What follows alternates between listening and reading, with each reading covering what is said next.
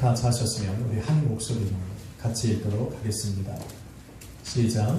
그 후에 다윗이 여호와께 여쭈어 아뢰되 내가 유다 한 성읍으로 올라가리이까. 여호와께서 이르시되 올라가라. 다윗이 아뢰되 어디로 가리이까. 이르되 헤브론으로 갈지니라. 다윗이 그 두 아내 이스라엘 여인 아히노암과 갈멜 사람 나발의 아내였던 아비가일을 데리고 그리로 올라갈 때에 또 자기와 함께한 주종자들과 그들의 가족들을 다윗이 다 데리고 올라가서 헤브론 각 성읍에 살게 하니라. 유다 사람들이 와서 거기서 다윗에게 기름을 부어 유다 족속의 왕으로 삼았더라. 아멘. 말하여 이르되 사울을 장사한 사람은 길앗 야베스 사람들이다. 아멘. 아멘. 잘 오셨습니다. 우리 서로 옆에 분하고 인사합시다. 잘 오셨습니다. 할렐루야. 우리 한 번 더 인사합시다. 당신을 위해 좋은 일이 시작되었습니다. 좋은 일이 시작되었습니다. 질문 있으십니까? 본 제목을 한번 따라하겠습니다. 언약 위에 세워진 성도. 언약 위에 세워진 성도. 모든 인간은 동일한 문제를 안고 살아갑니다. 사도 바울은 그 문제에 대하여 말하기를 로마서 3장 10절에 의인은 없나니 하나도 없다라고 이야기를 합니다. 3장 20절에는 이렇게 말합니다. 율법으로 하나님 앞에 완전한 자가 없다라는 말입니다. 다시 말해서 하나님 앞에 섰을 때에 모두가 다 죄인이 될 수밖에 없고 하나님께서 우리 이 땅에 주신 그 모든 말씀에 완전할 수 있는 사람은 아무도 없다라는 겁니다.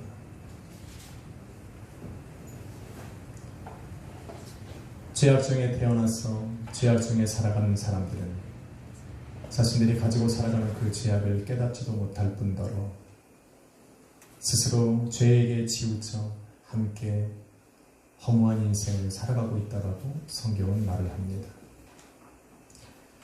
인생에 스며든 죄는 모든 사람들을 하나님에게로부터 분리시키었고 하나님에게서 떠난 그들의 삶의 마음에는 악독이 가득하고 그들의 혀에는 사람을 죽이는 말로 가득하고 피를 흘리기에 그들의 발은 빠르게 달려갈 것이고 서로 자기의 욕심을 위해서 다른 사람들을 무너뜨리기에 주저함이 없는 그런 인생을 살아간다라고 성경은 말을 합니다. 그래서 그들의 마음속에서는 하나님을 찾는 자도 없고 하나님을 두려워하는 사람도 없다라고 성경은 말합니다. 죄의 역사입니다. 세상 가운데 죄를 심어놓은 악한 마귀 권세의 결과입니다. 성경이 말하는 바와 같이 모든 사람이 하나님 앞에 완전할 수 없고 하나님 앞에 의인이 없다면 하나님 앞에 버림받은 사울도 또 하나님께서 택하여 세우신 그 다윗도 예외는 아닐 겁니다. 이 자리에 모여있는 저와 여러분도 그들 중에 한 사람이라는 겁니다.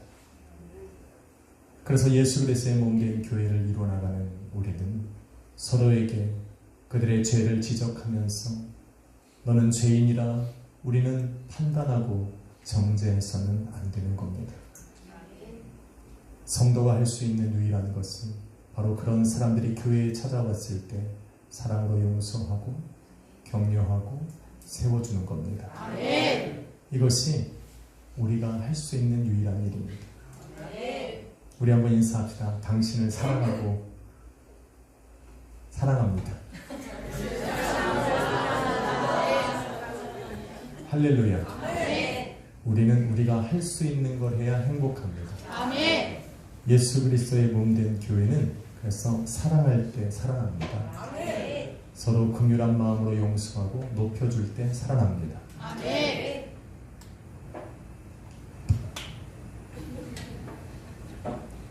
우리 옆에 분, 이 소리가 안 나네. 추워가지고 그래요. 찬양을 얼마나 열심히 했냐.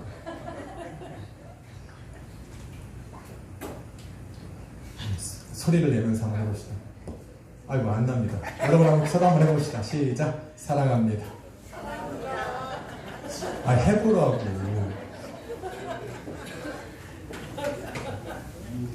집에서 남편과 아내는 이거 10번씩은 해야 됩니다.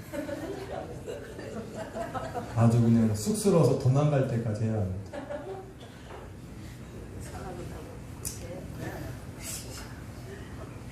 어디 가서 이런 사랑을 받아보겠습니까? 교회나 와야 사랑받지. 집에서는 얼굴도 서로 안 보잖아요. 그래서 제가 생각할 때는 집에 있는 모든 문들을 다 없애고 통으로 살아야 돼요. 그 아침에 눈 뜨면 서로 보게. 오늘 가서 다 뜯으십시오. 그래야 가족이 하나 되지. 요즘에는 문 닫고 들어가면 얼굴 보기 힘듭니다. 만일 살아가는 사람들이 전부 다 죄악 중에 살아가는 그런 죄인의 삶을 살아간다면 하나님께서는 왜 사울을 버리시고 다윗을 택하셨을까라는 겁니다. 모든 사람이 하나님을 찾을 수 없고 그들의 마음속에서 하나님의 말씀하신 그 율법대로 살아갈 수 없는 그런 연약한 사람이라면 하나님께서는 왜 사울을 책망하사 버리시고 징계하시고 심판하시고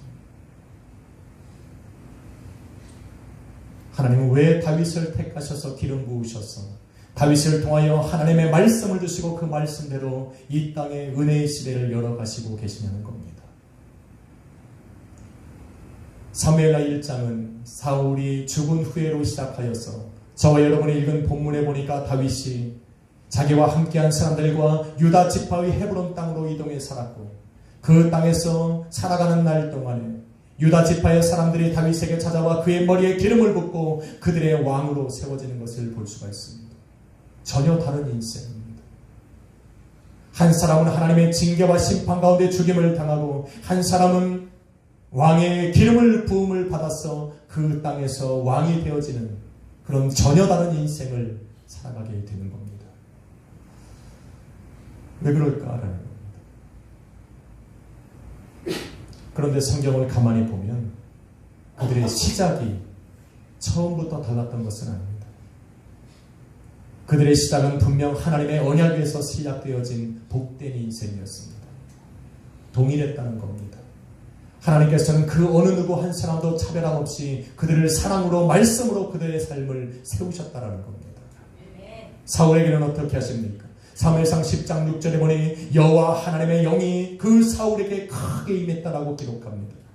9절에 보니 하나님께서 새 마음을 사울에게 부으셨고 25절 말씀에 보면 하나님께서 사울을 택하셨고 모든 사람들 중에 사울을 높이 들어서 그들 가운데 그의 이름을 존귀하게 만들었다고 기록하고 있습니다. 하나님이 사울을 싫어하신 것이 아닙니다.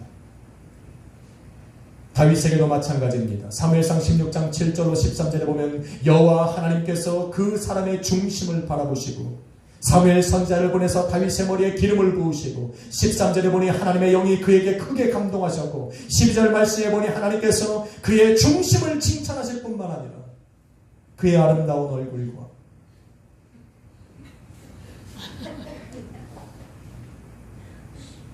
여러분도 피차 예방입니다.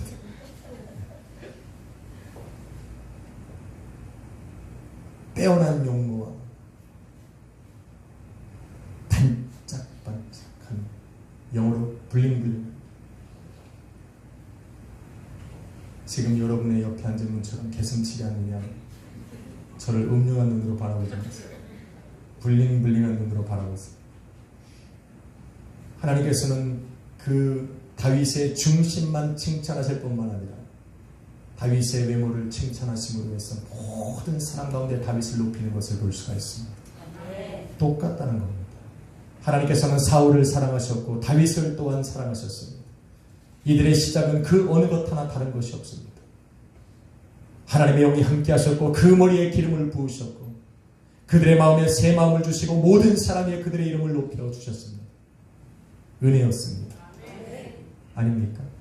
도대체 감당할 수 없는 죄 가운데 살아갈 수밖에 없는 그 인간에게 하나님이 주신 최고의 은혜입니다. 하나님께서 이 두 사람에게 주신 것은 이것뿐만이 아닙니다. 하나님께서는 그렇게 세워진 그들의 인생과 가문이 하나님이 축복하여 이르시기를 사무엘상 12장 20절에 바라보니 죄악 중에 비록 사울이 인간의 욕심과 욕망 가운데 세워진 왕일지라도 하나님께서는 사무엘 선자를 보내셔서 그 사울에게 말씀하여 이르기를 두려워 말라. 너희가 죄악 중에 거할지라도 여호와를 따르는 데에서 너는 벗어나지 말고 내 마음을 다하여 여호와만을 섬기라고 기록합니다. 그리고는 또한 말씀하시기를 22절에 여호와께서 너희를 자기 백성 삼으신 것을 기뻐하시니 여호와 하나님께서 자기의 백성 삼으신 너희를 결코 버리지 아니하시리라. 이렇게 약속하셨습니다.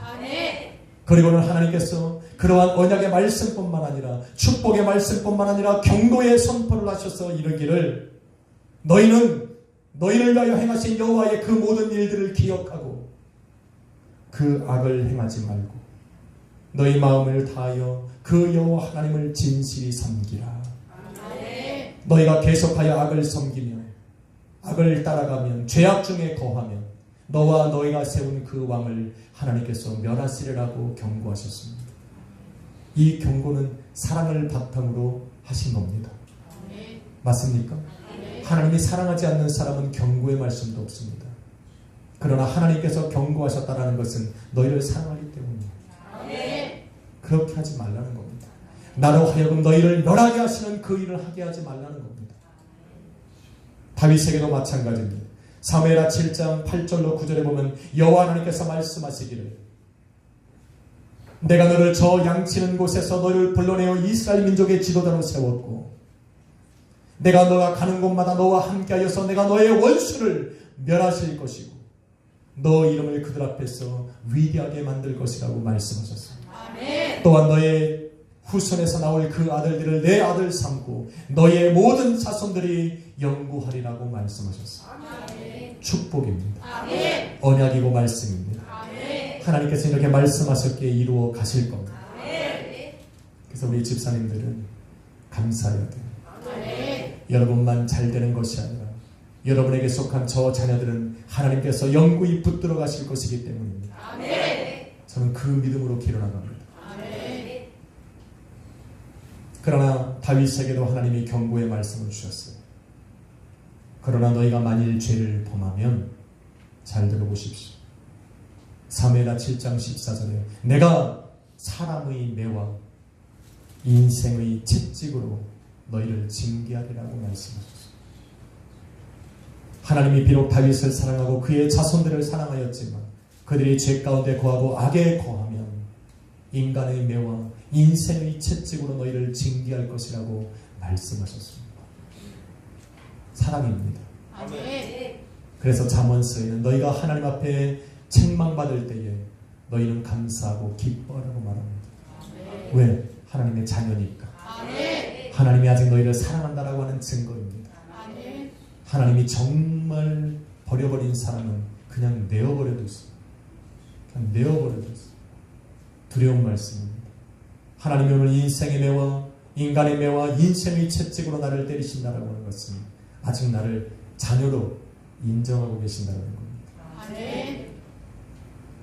두 사람의 인생은 동일합니다. 하나님은 차별이 없습니다. 변치 아니하시는 그 사랑과 은혜로 그들을 부르시고 약속의 말씀을 주시고 경고의 말씀을 함께 주셔서 그들로 하여금 선하고 의로운 길로 걸어갈 수 있도록 그들에게 말씀하셨다는 겁니다. 걸어가면 됩니다. 할렐루야. 그렇게 가면 되는데 어디서부터 그 두 사람의 인생이 조금씩 갈라지기 시작했어요. 조금씩 갈라졌던 그들의 인생의 길은 이제는 전혀 다른 인생의 결과를 맞이하게 되는 겁니다. 무엇이 이 두 사람의 삶을 이렇게 다르게 갈라놓았을까? 왜 그렇습니까? 모두가 죄인이고 모두가 생각하는 것 그 자체가 항상 악하고 하나님을 스스로 찾을 수 없고 하나님 앞에 전혀 다른 길로 갈 수밖에 없는 연약한 인간으로 살아가는 그들이 도대체 어디서부터 이렇게 다른 길을 걸어가게 되었을까? 예수님께서 이 땅에 오셔서 사역을 시작하셨습니다. 맞습니까? 예수님께서 2000년 전 이 땅에 오셔서 드디어 공생의 사역을 시작하실 때에 수많은 사람들이 예수 그리스도 앞에 나왔는데 어떻게 예수님 앞에 나오는 사람들은 하나같이 가난하고 병들고 소외되고 마음에 상처를 입은 사람들만 찾아오는지 모르겠습니다. 그것도 모자랐어. 심지어 예수님 당시의 사람들은 예수님을 죄인들의 친구라고 부를 만큼 당시에 사람들에게 손가락질 받는 죄인들만 예수님을 찾아왔어요. 수많은 창녀들이 찾아왔고 세리들이 찾아왔고 하나님께 저주받아 질병 걷고 더 이상 고칠 수 없는 그런 병들이 걸려서 죽어가는 사람들이 예수 그리스도 앞에 찾아왔습니다.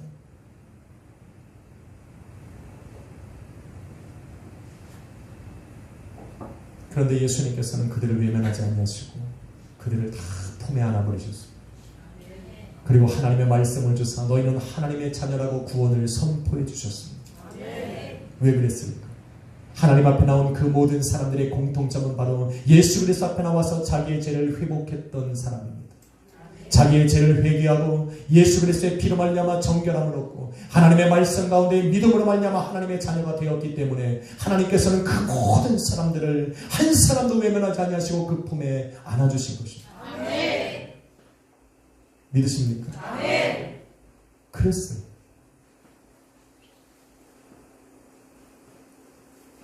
그런데 예수님께서 그러한 일들을 해나가실 그때에 스스로 하나님의 거룩한 백성이요 이 아브라함의 자손이요 하나님의 나라를 소유한 당신의 하나님의 자녀요 하늘나라의 천국 백성임을 스스로 부르면서 스스로 거룩하다 부르고 스스로 경건하다 부르고 스스로 의인이 된 것처럼 세상 사람들 앞에 나가서 기도하고 예배하며 찬양하며 나갔던 사람들이 있었습니다. 바리새인들과 서기관들과 제사장들은 스스로 하나님의 자녀라고 인식하고 수많은 사람들을 정죄하고 죄인이라 부르며 그들 앞에서 의로운 삶을 살아가는 것처럼 행동하고 있었던 사람들이었습니다. 그들 또한 예수 그리스도 앞에 나왔으나 그들의 인생 속에서는 죄라는 것은 없었습니다. 그들의 마음속에 죄의 인식은 없었기에 그들 하나님 예수 그리스도 앞에 나와서 그 어떤 사람도 회개하는 사람이 없었습니다. 그런 그들을 향해서 예수님이 말씀하시기를 이 독사의 자식들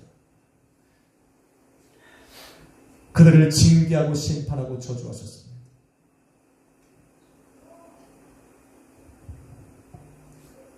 사울과 다윗의 다른 점이 바로 이것입니다. 다윗과 사울은 모두 율법으로 정죄안 받아 죽을 수밖에 없는 인생을 살아갔던 사람들입니다. 율법으로 말미암으면 당연히 죽어 마땅한 그들의 인생을 하나님께서는 왜 사울은 버리시고 다윗은 택하여 그를 통해서 하나님의 새로운 시대를 이끌어 가셨을까? 사울은 이러한 회개의 기회를 외면하고 부인하고 놓쳐버렸기 때문에 그렇습니다. 반면에 다윗은 죄를 짓고 죄악 가운데에 쓰러질 때마다 다시 자기를 부르는 그 하나님의 음성에 응답하여서 하나님께 나와 회개하고 회복함을 얻었기 때문에 그런 것입니다. 하나님께서는 그런 다윗을 통해 하나님께서 말씀하신 그 언약대로 그의 인생을 끌어갈 수밖에 없으셨던 겁니다. 할렐루야. 우리는 누구도 율법에 자유할 수 있는 사람은 없습니다. 그럼에도 불구하고 하나님은 오늘 모든 사람들에게 돌아오라고 말씀하십니다. 이제는 하나님께서 그 돌아오는 모든 사람을 차별 없이 사랑하셔서 그들의 인생을 회복시키시길 원하는 겁니다. 할렐루야. 하나님께서 찾으시는 사람은 어떤 사람입니까? 율법으로 완전한 사람은 아닙니다. 오늘도 여전히 죄인이고 여전히 죄 가운데 살아갈 수밖에 없고 죄 가운데 넘어질 수밖에 없는 그런 인생을 살아가는 연약한 인간이지만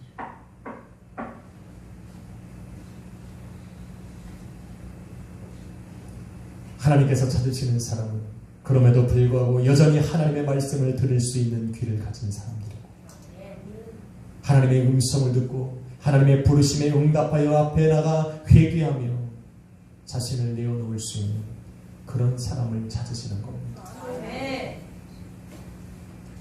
그런데 죄가 얼마나 무서운지 모릅니다. 죄는요, 우리를 하나님에게서 이렇게 분리시킵니다. 죄를 지었던 아담과 하와가 하나님의 음성을 듣지 못해 피한 것이 아니라 오히려 그 부르심을 들었기에 숨어버립니다.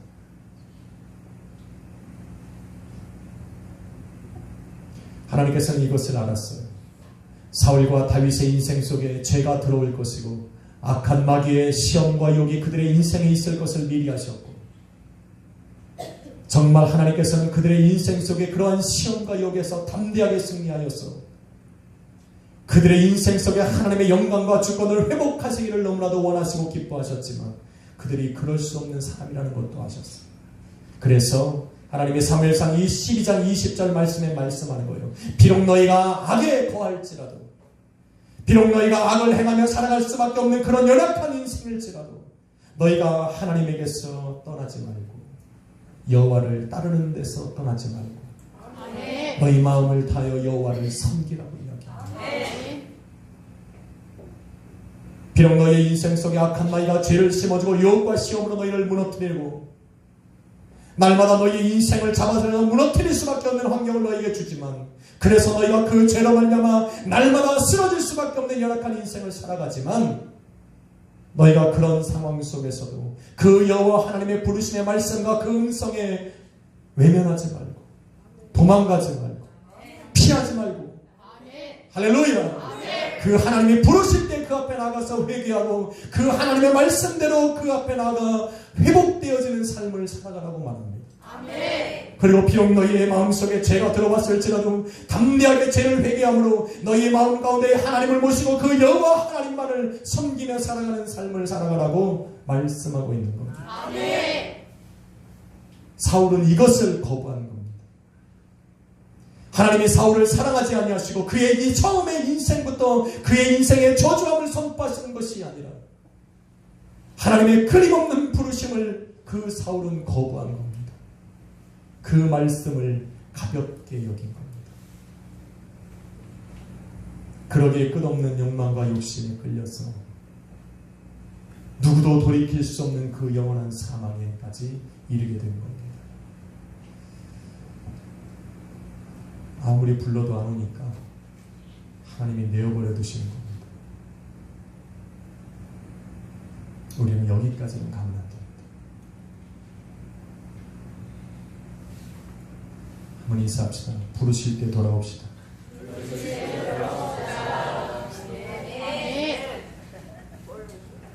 때 돌아오시라.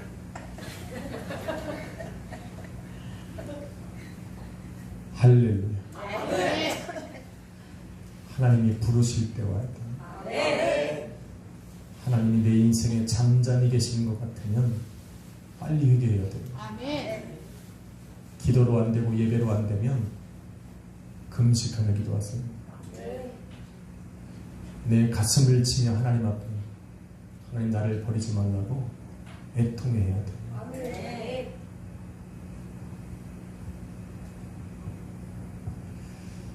다루나 다윗은 그렇지 않았습니다.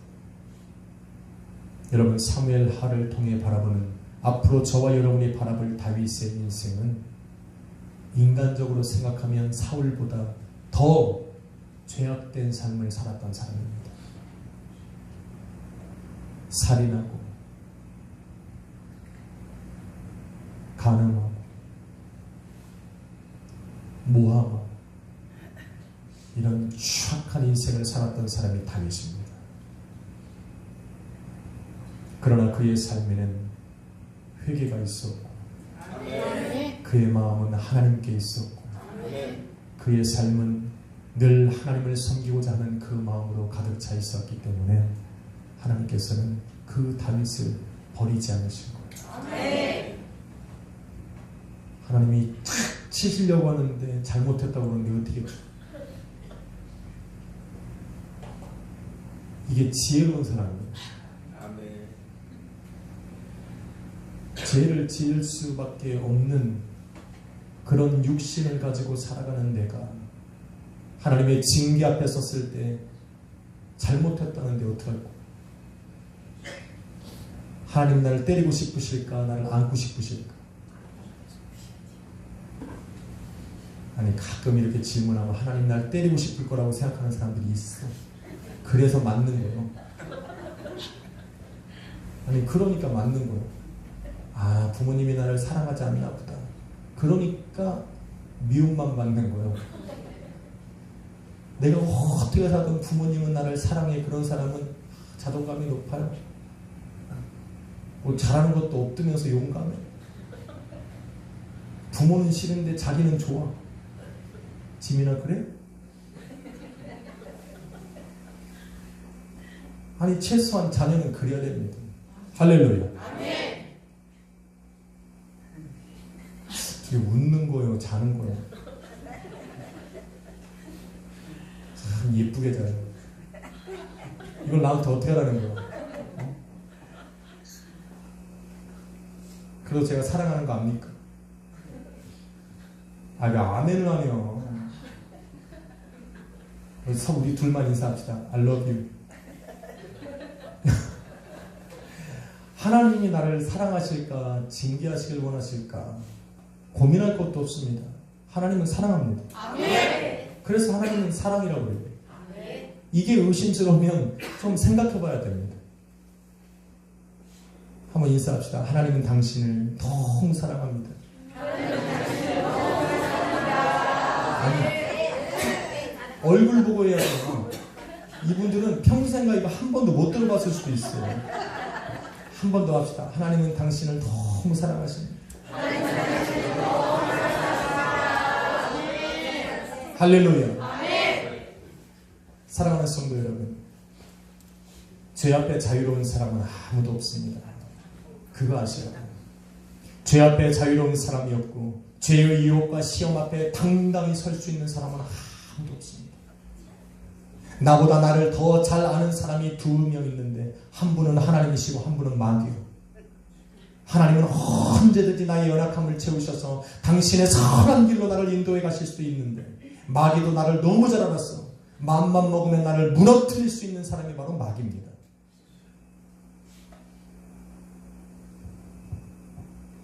그래서 마귀가 좀 여유가 있는 것 같아요. 너희가 조금 잘 나가는 것 같으면 가만히 뒷짐지고 있다가 시간쯤 되면 한 번씩 치는 거예요. 그런데 마귀가 절대로 빼앗아갈 수 없는 한 가지가 성도들에게 있는데 바로 하나님의 은혜입니다. 아멘. 성도가 죄악 가운데 살아가면 하나님도 버릴 줄 알았는데 하나님이 안 버리시라는 거예요. 아멘. 그리고 그들에게 하나를 선물로 주셨는데 그것이 바로 회개입니다. 아멘. 회개하라는 거예요. 왜? 이것은 하나님의 공의입니다. 하나님은 죄인을 사랑하실 수 없으니 회개하라는 겁니다. 아멘. 회개하면 내가 용서할 것이고 용서한 너희를 다시 의인 삼아 내 자녀 삼아 하나님께서 인도에 가실 거라는 겁니다. 이게 언약입니다. 이것이 바로 예수 그리스도께서 이 땅 가운데서 선포하신 바로 하나님의 사랑입니다.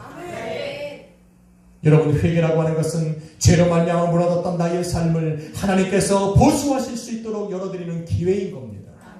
하나님께서 찢으셨으나 마귀에게 시험받고 유혹받아 넘어졌던 나의 삶에 찢겨진 나의 삶을 하나님께서 다시 회복시키시는 바로 그런 기회를 열어드리는 것이 바로 회개입니다. 하나님께서는 당신의 자녀된 우리 성도들의 삶을 찢겨진 그대로 보실 수가 없는 분입니다. 무너진 당신의 자녀들의 삶을 하나님께서 그대로 방치하시기를 원하시는 분이 아닙니다. 그래서 하나님께 기회를 드려야 돼요. 그 기회가 바로 회개입니다. 아멘. 할렐루야. 아멘. 그래서 회개해야 돼요. 회개는 나를 위해서 하는 것이 아니라 나를 사랑하시고 회복시키시기를 원하시는 그 하나님의 마음을 아는 사람이 할 수 있는 겁니다. 아멘. 이 마음을 몰라. 죄가 들어오고 마귀가 내 마음을 주장하면 이런 하나님의 마음에서 나를 분리시키기 때문에 그 하나님께서 아무리 나를 사랑으로 부르셔도 나는 그 사랑 앞에 나아갈 수가 없어요. 그러나 우리는 그것을 단호하게 끊어야 돼요. 아멘. 하나님 앞에 나와서 힘들고 어려운 순간일지라도 내가 하나님 앞에 나와 무릎 꿇고 나의 삶을 나의 연약함을 하나님 앞에 회개하며 나아갈 때 하나님은 망설이지 아니하시고 우리를 용서하십니다. 아멘. 기억해야 돼요. 아멘. 이게 하나님의 말씀이고 언약이고 약속입니다. 아멘. 그러니까 죄 가운데 여러분을 스스로 무너뜨리지 말라는 겁니다. 죄가 여러분의 인생에 찾아오면 땀 흘리고 노력해도 저주받은 인생과 저주받은 땅은 가시와 엉겅퀴를 여러분에게 내서 열매 없는 삶으로 끌어간다니까요. 아담과 하와가 범죄하였을 때 하나님이 그 땅을 저주하여서 땀 흘려 일하고 열심히 노력해도 그 땅이 곡식을 내는 것이 아니라 가시와 엉겅퀴를 낼 수밖에 없게 하나님이 저주하셨습니다. 그러나 예수님께서 오셔서 회개하는 자들에게 하나님이 그 땅을 축복의 땅으로 바꾸셨어. 하나를 심으면 열이 나고 그때에 100배의 수확을 거둘 수 있는 놀라운 축복으로 그 성도들을 이끌어 가시는 겁니다. 아멘. 할렐루야. 아멘. 하나님은 여러분의 가정과 인생을 살리시기로. 아멘. 이걸 반드시 알아야 합니다. 반드시 알아야 합니다. 저와 여러분은 독생자 예수 그리스도의 거룩한 보혈을 힘입었어. 그 하나님의 사랑의 확증을 가지고 자녀된 사람들입니다. 좀 프라우드 하십시오. 그리고 그러한 사단마귀가 가져다주는 유혹과 시험에 흔들리는 내 자신을 하나님 앞에 회개해야 합니다. 그것에서 내가 승리하려고 몸부림치며 한 번쯤은 싸워야 합니다. 그럼에도 불구하고 넘어질 수밖에 없는 나를 인정한다면 나의 연약함을 하나님 앞에 회개할 수 있습니다. 이렇게 살아갈 수밖에 없는 내 자신을 하나님 앞에 정말로 내려놓고 하나님이 이런 나를 자녀 삼아주심에 감사하고 그럼에도 불구하고 하나님 나의 삶 속에 하나님의 말씀과 언약대로 나를 이끌어 가려고 하나님 앞에 믿음으로 기도해야 합니다. 그리고 주님께서 임재하시는 예배 가운데 나의 생명을 걸어야 됩니다. 회개하세요.